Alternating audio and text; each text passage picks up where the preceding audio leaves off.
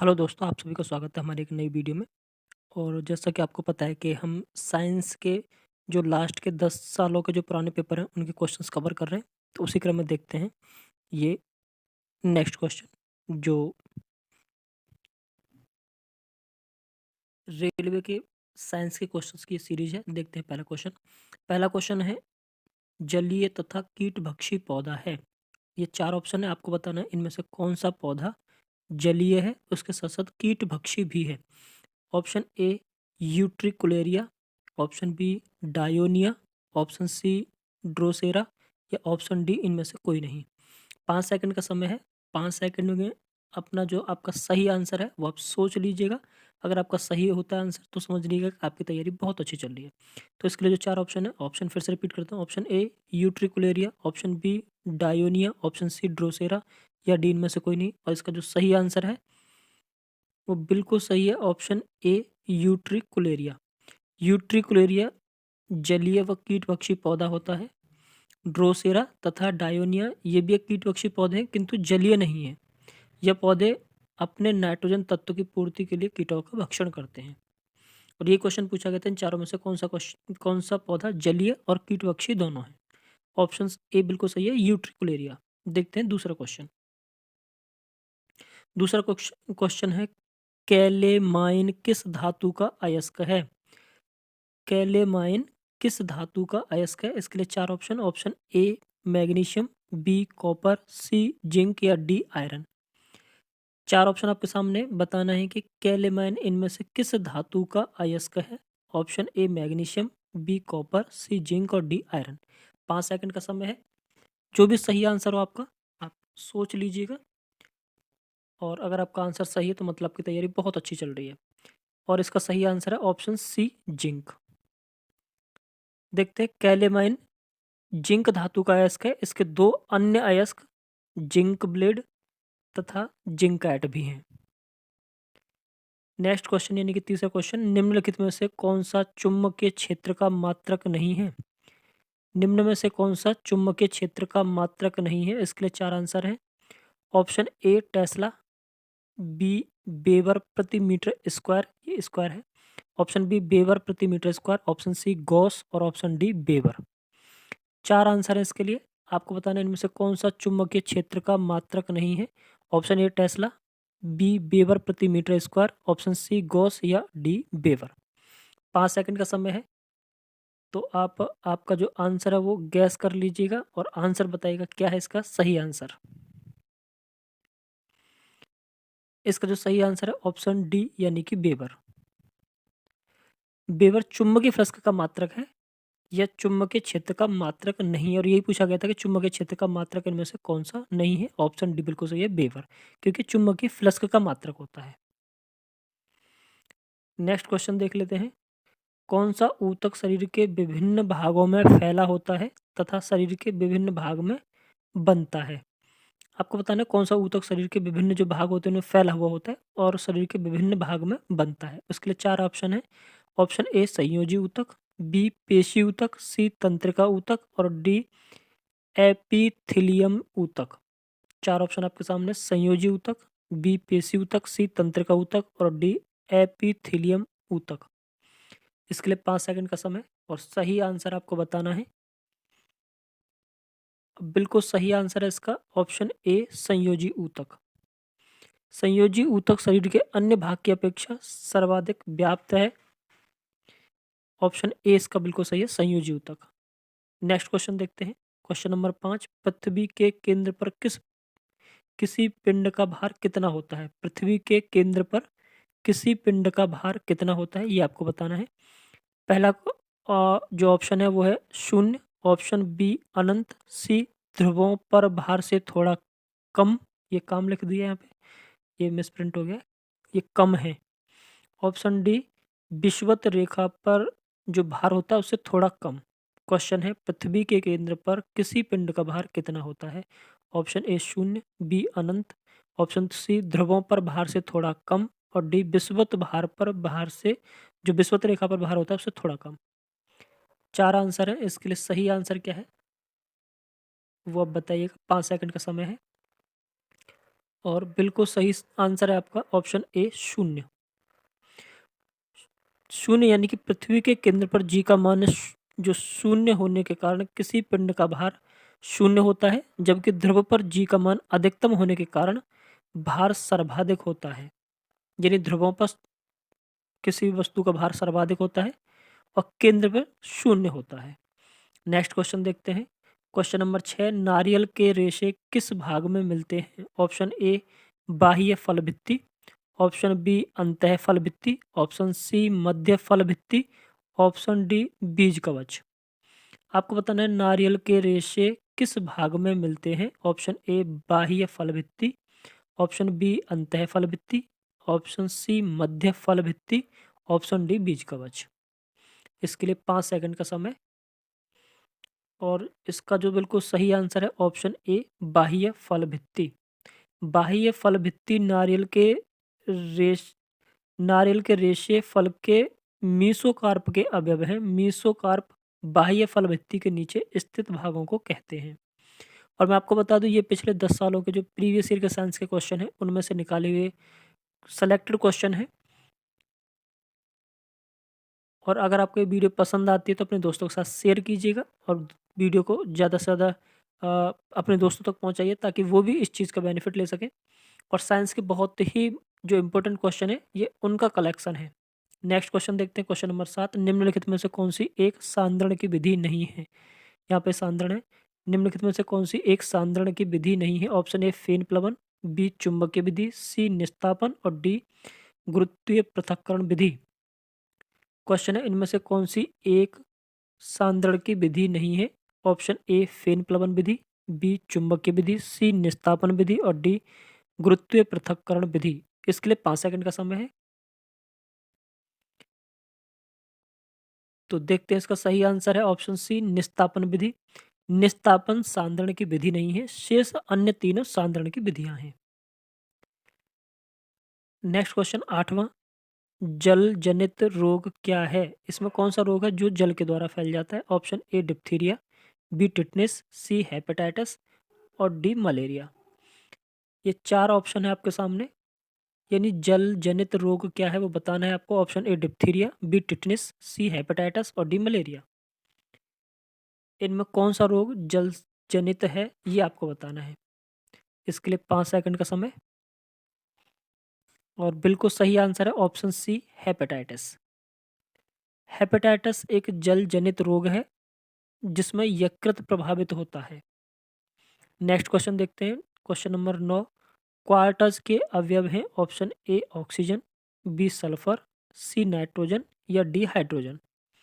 आपको बताना है क्वार्टज के जो अवयव हैं वो इनमें से कौन सा है। Option A oxygen, B sulphur, C nitrogen और डी हाइड्रोजन। इन 4 में से कोई एक क्वार्टज का अवयव है वो आपको बताना है। इसके लिए 5 सेकंड का समय, और बिल्कुल सही आंसर है ऑप्शन ए ऑक्सीजन। क्वार्टर यानी सिलिकॉन और ऑक्सीजन से मिलकर बना होता है, तो इसका सही आंसर जाएगा ऑप्शन ए ऑक्सीजन। देखते हैं नेक्स्ट क्वेश्चन, इनमें से किसके जलने पर सबसे अधिक वायु प्रदूषण होता है? 4 ऑप्शन आपके सामने है। ऑप्शन ए कोयला, बी सीएनजी, सी एलपीजी और डी हाइड्रोजन। क्वेश्चन एक बार फिर से रिपीट कर देता हूँ। इनमें से किसके जलने पर सबसे अधिक वायु प्रदूषण होता है? ऑप्शन ए कोयला के जलने पर, बी सीएनजी के जलने पर, सी एलपीजी के जलने पर या डी हाइड्रोजन के जलने पर। इसके लिए मिलता है आपको 5 सेकंड का समय,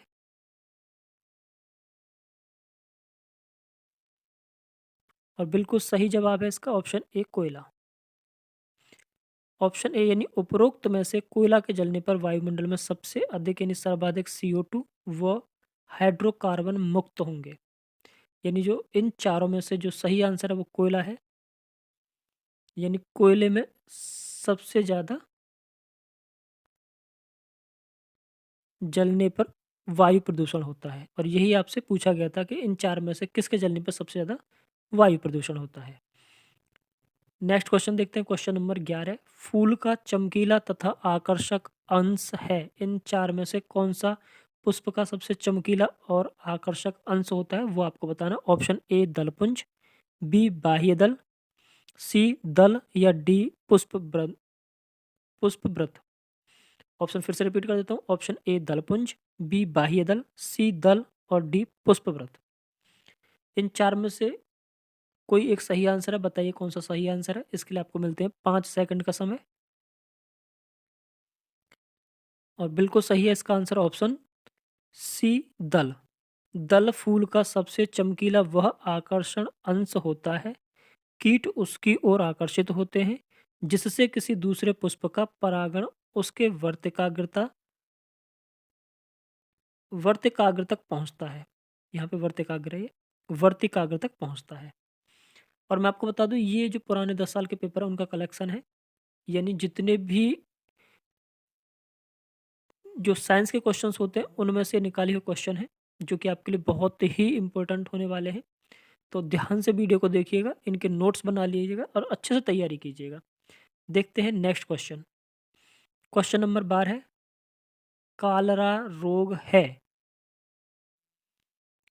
ऑप्शन ए बैक्टीरिया के द्वारा।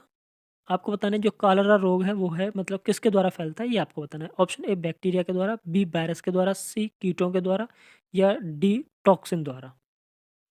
यानी कालरा रोग है किसके द्वारा फैलता है। ऑप्शन ए बैक्टीरिया के द्वारा, बी वायरस के द्वारा, सी कीटों के द्वारा या डी टॉक्सिन द्वारा। और इसके लिए 5 सेकंड का समय है। और बिल्कुल सही आंसर आपका ऑप्शन ए बैक्टीरिया द्वारा। ऑप्शन ए यानी कालरा रोग बैक्टीरिया संक्रमण से होता है और यही आपसे पूछा गया था कि कालरा रोग इनमें से किसके द्वारा फैलता है। और बिल्कुल सही आंसर है ऑप्शन ए। अगर आपको वीडियो पसंद आ रही है तो ज़्यादा से ज़्यादा दोस्तों के साथ शेयर कर लीजिएगा। और साइंस के पिछले 10 सालों के पेपर आपको लगातार मिलते रहेंगे। ये सीरीज का दूसरा पार्ट है। नेक्स्ट क्वेश्चन देखते हैं। नेक्स्ट क्वेश्चन है 13वां। अंडा उत्तम स्रोत है, किस चीज़ का स्रोत है वो आपको बताना। ऑप्शन ए तंतुओं का, बी प्रोटीन का, सी वसा का या डी कार्बोहाइड्रेट का। क्वेश्चन एक बार फिर से रिपीट कर देता हूँ। क्वेश्चन है अंडा उत्तम स्रोत है, किस चीज़ का स्रोत है ये आपको बताना। ऑप्शन ए तंतुओं का, बी प्रोटीन का, सी वसा का या डी कार्बोहाइड्रेट का। इसके लिए मिलता है आपको 5 सेकंड का समय। और जो भी आपका ऑप्शन आपको लगता है कि ये सही है वो आप सोच लीजिएगा। और इसका जो सही आंसर है वो है ऑप्शन बी प्रोटीन का। अंडा प्रोटीन का उत्तम स्रोत है। अंडा में लगभग सारे आवश्यक अमीनो एसिड पाए जाते हैं। इसका प्रोटीन उच्च कोटि का होता है। जो अंडा होता है उसमें सबसे अधिक मात्रा में प्रोटीन पाया जाता है, यानी कि ये प्रोटीन का एक उत्तम स्रोत होता है। देखते हैं नेक्स्ट क्वेश्चन। क्वेश्चन नंबर 14 है, चावल तथा गेहूं को नामित किया जाता है दालों के रूप में। ऑप्शन ए दालों के रूप में, ऑप्शन बी अनाजों के रूप में, ऑप्शन सी सब्जियों के रूप में या डी फलों के रूप में। चावल और जो गेहूं होते हैं उसको किस रूप में नामित किया जाता है ये आपको बताना है। ऑप्शन ए दालों के रूप में, बी अनाजों के रूप में, सी सब्जियों के रूप में या डी फलों के रूप में। ये 4 ऑप्शन आपके सामने है, आपको बताना इसमें से कौन सा आंसर सही है। और इसके लिए आपको 5 सेकंड का समय। और बिल्कुल सही है आपका ऑप्शन ए, ऑप्शन बी इसका अनाजों के रूप में। इसका जो आंसर होगा वो बी होगा, अनाजों के रूप में। चावल और गेहूं को अनाजों के रूप में नामित किया जाता है। देखते हैं नेक्स्ट क्वेश्चन। Question number 15। कार्य करने का सामर्थ्य जो होता है वो क्या कहलाता है आपको ये बताना है। इसके लिए 4 ऑप्शन। ऑप्शन ए शक्ति, बी ऊष्मा, सी ऊर्जा या डी द्रव्यमान। क्वेश्चन एक बार फिर से रिपीट करता हूँ। कार्य करने का सामर्थ्य कहलाता है ऑप्शन ए शक्ति, बी ऊष्मा, सी ऊर्जा या डी द्रव्यमान। इसके लिए मिलता है आपको 5 सेकंड का समय और आपको बताना है इन 4 में से कौन सा ऑप्शन सही है। कार्य करने का सामर्थ्य कहलाता है। और इसका जो सही आंसर है ये सही आंसर है आपका ऑप्शन सी, ऊर्जा। यानी कि सीधा-सीधा डेफिनेशन है, कार्य करने की क्षमता को ऊर्जा कहा जाता है। और इसका जो आंसर है वो ऑप्शन सी बिल्कुल सही है। देखते हैं next question, question number 16। Question number 16 है, जूट पौधे के किस भाग से प्राप्त किया जाता है? ये आपको बताना है। ऑप्शन ए पत्ती से, बी फूल से, सी तना से या डी जड़ से। क्वेश्चन एक बार फिर से रिपीट कर देता हूँ। जूट पौधे के किस भाग से प्राप्त किया जाता है? ऑप्शन ए पत्ती से, बी फूल से, सी तना या डी जड़ से। और इसके लिए मिलता है आपको 5 सेकंड का समय।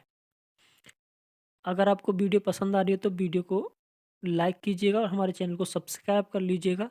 साइंस से जुड़े हुए क्वेश्चंस आपको लगातार मिलते रहेंगे हमारे यूट्यूब चैनल पे।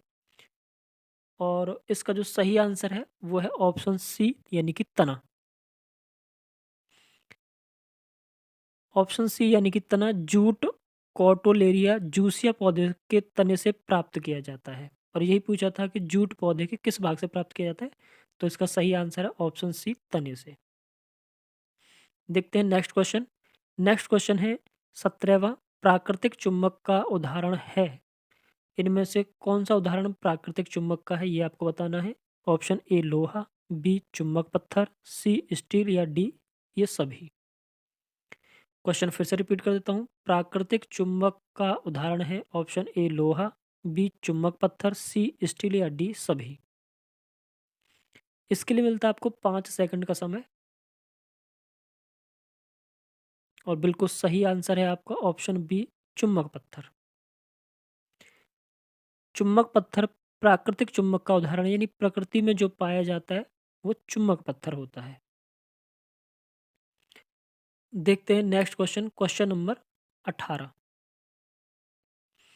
किस विधि द्वारा एक विलयन से विलेय प्राप्त किया जा सकता है?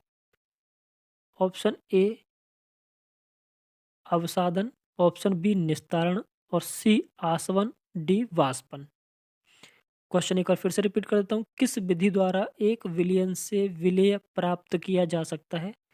ऑप्शन ए अवसादन, बी निस्तारण, सी आसवन और डी वाष्पन। इसके लिए 5 सेकंड का समय। अब बताइए कि इसमें से कौन सा आंसर सही है। और जो भी आंसर आपका सही है वो आप सोच लीजिएगा। अगर आपके आंसर हमारे उत्तरों के साथ मैच होते हैं तो आप समझिएगा कि आप बहुत अच्छी तरह से तैयारी कर रहे हैं। अगर आपको लगता है कि आपके आंसर मैच नहीं हो पा रहे तो अभी आपको और तैयारी की ज़रूरत है। देखते हैं इसका सही आंसर, ऑप्शन डी यानी कि वाष्पन। वाष्पन द्वारा विलायक वाष्पित हो जाते हैं और विलेय पदार्थ शेष बच जाता है। और यही पूछा था कि इनमें से किस विधि के द्वारा विलेय से विलयन से विलेय को अलग किया जाता है। ऑप्शन डी यानी कि वाष्पन बिल्कुल सही है। देखते हैं नेक्स्ट क्वेश्चन, क्वेश्चन नंबर 19। अशुद्धि से पूर्ण रूप से मुक्त परम शुद्ध जल को कहा जाता है। क्वेश्चन है, अशुद्धि से पूर्ण रूप से मुक्त परम शुद्ध जल को कहा जाता है। ऑप्शन ए आसुत, यानी कि आसुत जल, बी खनिज जल, सी झरने का जल या डी उबलता हुआ जल। क्वेश्चन फिर से रिपीट कर देता हूँ। क्वेश्चन नंबर 19 है, अशुद्धि से पूर्ण रूप से मुक्त परम शुद्ध जल को कहा जाता है। ऑप्शन ए आसुत जल, बी खनिज जल, सी झरने का जल या डी उबलता हुआ जल। और इसके लिए मिलता है आपको पूरा 5 सेकंड का समय। बिल्कुल सही है इसका आंसर, ऑप्शन ए आसुत जल। आसुत जल वह जल है जिसकी अनेक अशुद्धियों को आसवन के माध्यम से हटा दिया गया हो, आसुत जल कहलाता है। देखते हैं नेक्स्ट क्वेश्चन, एंगस्ट्रॉम क्या मापता है? ऑप्शन ए द्रव की मात्रा, बी प्रकाश तरंगों की लंबाई, ऑप्शन सी केबल की लंबाई, जो केबल होती है, ऑप्शन डी जहाज की चाल। क्वेश्चन है, एंगस्ट्रॉम से हम क्या मापते हैं, यानी एंगस्ट्रॉम क्या मापता है? द्रव की मात्रा, बी प्रकाश तरंगों की लंबाई, सी केबल की लंबाई और डी जहाज की चाल। ये आपको बताना है एंगस्ट्रॉम के द्वारा हम किस चीज़ को मापते हैं। इसके लिए 5 सेकंड का समय। और बिल्कुल सही आंसर है इसका ऑप्शन बी, प्रकाश तरंगों की लंबाई। एंगस्ट्रॉम के द्वारा प्रकाश तरंगों की लंबाई मापी जाती है। नेक्स्ट क्वेश्चन देखते हैं। क्वेश्चन नंबर 21, घर्षण को बढ़ाया जा सकता है। किस चीज़ के द्वारा हम घर्षण को बढ़ा सकते हैं? ऑप्शन ए ग्रीस लगाकर, ऑप्शन बी सतह पर नमी के द्वारा, ऑप्शन सी खुरदरी सतहों द्वारा, ऑप्शन डी इन सभी के द्वारा। एक और क्वेश्चन फिर से रिपीट कर देता हूँ। घर्षण को बढ़ाया जा सकता है, किस चीज़ के द्वारा हम घर्षण को बढ़ा सकते हैं? ऑप्शन ए ग्रीस के द्वारा यानी ग्रीस लगाकर, बी सतह पर नमी के द्वारा, सी खुरदरी सतहों द्वारा और डी इन सभी के द्वारा। इसके लिए मिलते हैं आपको 5 सेकंड का समय। और बिल्कुल सही जवाब है आपका ऑप्शन सी खुरदरी सतहों के द्वारा यानी खुरदरी सतहों के द्वारा। ऑप्शन सी इसका आंसर बिल्कुल सही है। यानी घर्षण को बढ़ाने के लिए सतह को खुरदरा कर दिया जाता है और यही पूछा गया था कि घर्षण को इनमें से किसके द्वारा बढ़ाया जा सकता है। और अगर आपको वीडियो पसंद आ रही हो तो ज़्यादा से ज़्यादा अपने दोस्तों के साथ शेयर कर लीजिएगा। ये पुराने जो क्वेश्चन पेपर है उन सभी का कलेक्शन है। लगातार हमारी वीडियो अ, आपके पास अब आती रहेंगी। और ये साइंस के क्वेश्चंस का दूसरा पार्ट है। देखते हैं नेक्स्ट क्वेश्चन। क्वेश्चन नंबर 22, बल को मापा जा सकता है। बल को इनमें से किसके द्वारा मापते हैं? नंबर 1 स्प्रिंग तुला तुला के प्रयोग द्वारा, बी थर्मामीटर के द्वारा, सी कैलोरीमीटर के द्वारा और डी इनमें से कोई नहीं। क्वेश्चन है बल को मापा जा सकता है, किसके द्वारा माप सकते हैं? ऑप्शन ए स्प्रिंग तुला के प्रयोग द्वारा, बी थर्मामीटर द्वारा या सी कैलोरीमीटर द्वारा या डी इनमें से कोई नहीं। इसके लिए मिलता है आपको 5 सेकंड का समय। और बिल्कुल सही जवाब है ऑप्शन ए स्प्रिंग तुला के प्रयोग द्वारा। यानी जो बल होता है उसको स्प्रिंग तुला के प्रयोग के द्वारा माप सकते हैं। इसके द्वारा बल को मापा जाता है। थर्मामीटर के द्वारा तापमान, जबकि कैलोरीमीटर के द्वारा ऊर्जा का मापन किया जाता है। देखते हैं नेक्स्ट क्वेश्चन। क्वेश्चन नंबर 23, निम्नलिखित में से कौन सा सूत्र ओजोन को दर्शाता है? आपको बताना इनमें से ओजोन का सूत्र कौन सा है? Option A O2, option B O3, option C H2O2, ये H2O2 है ऑप्शन सी, ऑप्शन डी इनमें से कोई नहीं। क्वेश्चन एक बार फिर से रिपीट कर देता हूँ। निम्नलिखित में से कौन सा सूत्र ओजोन को दर्शाता है? Option A O2, option B O3, option C H2O2, option D इनमें से कोई नहीं। इसके लिए मिलता है आपको 5 सेकंड का समय। और बिल्कुल सही आंसर है आपका option B O3। O3 ozone का फॉर्मूला होता है। ये आपसे पूछा गया था कि इनमें से कौन सा ओजोन के सूत्र को दर्शाता है। बिल्कुल सही है option B O3। Next question देखते हैं। क्वेश्चन नंबर 24, निम्नलिखित में से कौन द्विबीजपत्री है? ये द्विबीज लिखा हुआ है, ये टाइपिंग की मिस्टेक है। निम्नलिखित में से कौन द्विबीजपत्री है? ऑप्शन ए घास, ऑप्शन बी आम, सी मकई या डी इनमें से कोई नहीं। क्वेश्चन एक बार फिर से रिपीट कर देते हैं। निम्नलिखित में से कौन द्विबीजपत्री है? ऑप्शन ए घास, बी आम, सी मकई या डी इनमें से कोई नहीं। इसके लिए मिलते हैं आपको 5 सेकंड का समय। और अगर आपको वीडियो पसंद आ रही है तो ज़्यादा से ज़्यादा अपने दोस्तों के साथ शेयर कीजिएगा। इंपॉर्टेंट क्वेश्चंस आपको साइंस के यहाँ मिलते रहेंगे। और इसका जो सही आंसर है वो ऑप्शन बी यानी कि आम। ऑप्शन बी इसका सही है। आम द्विबीजपत्री होता है जबकि घास और मकई एक बीजपत्री है। देखते हैं नेक्स्ट क्वेश्चन। क्वेश्चन नंबर 25, निम्नलिखित में से कौन सी मिश्र धातु है? ऑप्शन ए लोहा, बी सोना, सी स्टेनलेस स्टील और डी तांबा। क्वेश्चन एक बार फिर से रिपीट करता हूँ। निम्नलिखित में से कौन सी मिश्र धातु है? ऑप्शन ए लोहा, बी सोना, सी स्टेनलेस स्टील और डी तांबा। ये 4 ऑप्शन आपके सामने, आपको बताना है इसमें से कौन सी धातु मिश्र धातु है। और इसका जो सही आंसर है उसके लिए आपको मिलता है 5 सेकंड का समय। बताइएगा क्या है इसका आंसर। और बिल्कुल सही आंसर है ऑप्शन सी स्टेनलेस स्टील। यानी कि स्टेनलेस स्टील यह क्रोमियम और निकल का मिश्रण होती है और यही आपसे पूछा गया था कि इनमें से कौन सी धातु मिश्र धातु है।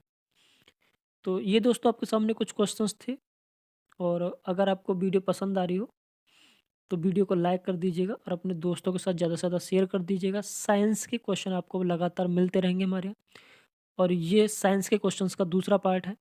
आपको लगभग 3000 क्वेश्चंस का यहाँ से कलेक्शन मिलने वाला है। पुराने जितने भी क्वेश्चन होंगे वो सारे के सारे क्वेश्चन आपको हमारे यूट्यूब चैनल पर आपको मिलते रहेंगे। पिछले 10 साल के प्रीवियस ईयर्स का पेपर जो प्रीवियस ईयर के पेपर है उनका सॉल्यूशन आपको साइंस के क्वेश्चन का यहाँ मिलता रहेगा। अगर आपको वीडियो पसंद आई हो तो ज़्यादा से ज़्यादा दोस्तों के साथ शेयर कर लीजिएगा और चैनल को सब्सक्राइब भी कर लीजिएगा। वीडियो में बने रहने के लिए धन्यवाद। Thank you.